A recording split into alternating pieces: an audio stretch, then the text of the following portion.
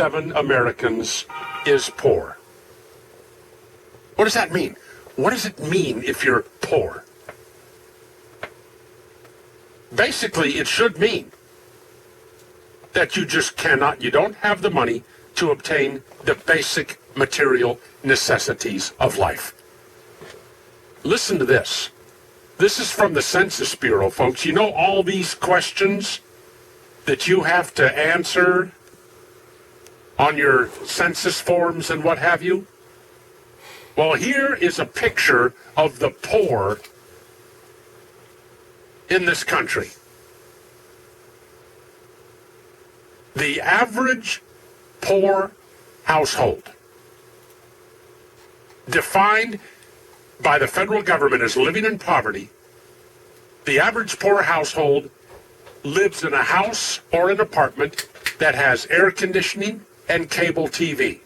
The average poor family has a car. A third of poor families have 2 or more cars. The average poor household has 2 color television sets, a DVD player, and a VCR. If there are children in the home, the family will have a game system like an Xbox or a PlayStation.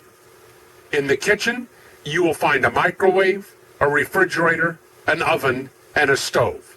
You will also find a washer, a dryer, ceiling fans, cordless telephones, coffee makers, and other smaller appliances. The home of the average poor family in America is in good repair. It is not overcrowded.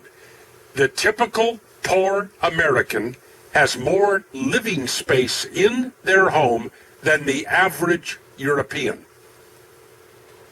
That's not the average poor European. The typical poor person in this country has more living space than the average European. Poor people are able to obtain medical care when they need it. And when they were asked, most poor families in this country said they had all the money they needed during the last year to meet their essential needs. The poor family is not hungry.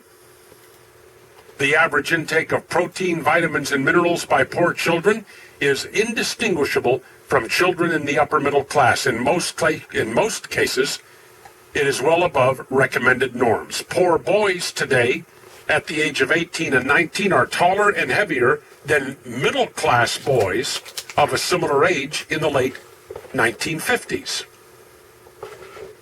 The majority of dietary problems that face poor Americans come from eating too much.